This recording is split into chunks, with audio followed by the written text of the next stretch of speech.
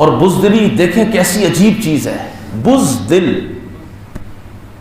غور کریں اس لفظ پر.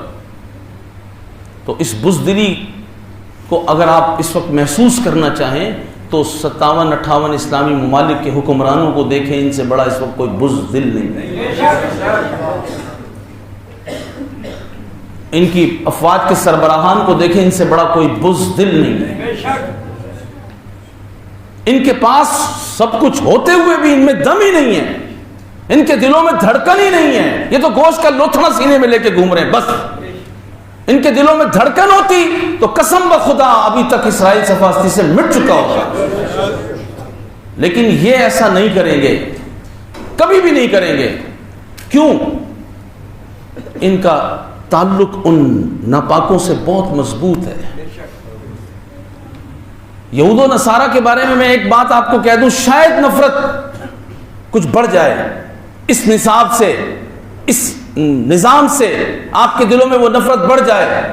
امیر المجاہدین رحمت اللہ تعالی علیہ آپ ایک بات فرماتے تھے، آپ فرماتے تھے کہ سور، خنزیر وہ نجس العین ہے، ناپاک ہے نا. سور کا گوشت بھی، اس کی ہڈیاں بھی، اس کی کھال بھی، اس کے بال بھی، سب کچھ. اس کی کھال دباغت سے بھی پاک نہیں ہو سکتی. بعض کھالیں پاک ہو جاتی ہیں، وہ کھال کسی صورت پاک نجس العین ہے. وہ آپ فرماتے تھے سور نجس العین ہے. ایک سور نجس العین ہے تو جو ہزاروں سور کھا جاتے ہوں وہ کتنے بڑے ناپاک ہوں گے. نہیں سمجھے بات آپ جن کا نصاب پڑھ رہے ہیں. اب میں آپ کو یوں سمجھا رہا ہوں کہ آپ جن کی معیشت سے متاثر ہیں، آپ جن کی ترقی سے متاثر ہیں، جن کے نظام سے آپ متاثر ہیں، ان کی ناپاکی، ان کی غلاظت، ان کی گندگی کا عالم یہ ہے کہ وہ سور خور ہیں. ایک دو مرتبہ نہیں، وہ تو کھاتے ہیں. اور یہ سارے کے سارے ان کے ہم نوالا و ہم پیالہ ہیں.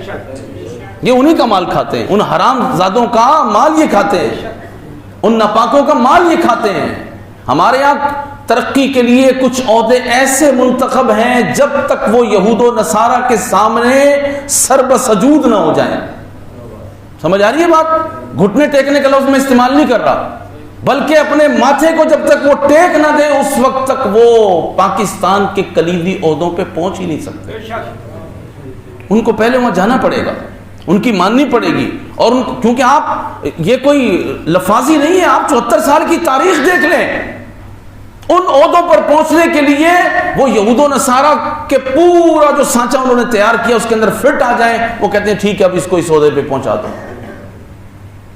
اس کو بریگیڈیئر بنا دو، اس کو کرنل بنا دو، اس کو فلاں بنا دو، فلاں بنا دو. آہستہ آہستہ آہستہ آہستہ وہ یہاں تک کھڑا کر دیتے ہیں. پھر وہ یہود و نصارہ جس طرح چاہے مسلمانوں کو، جس طرح چاہیں. آپ غور کر سکتے ہیں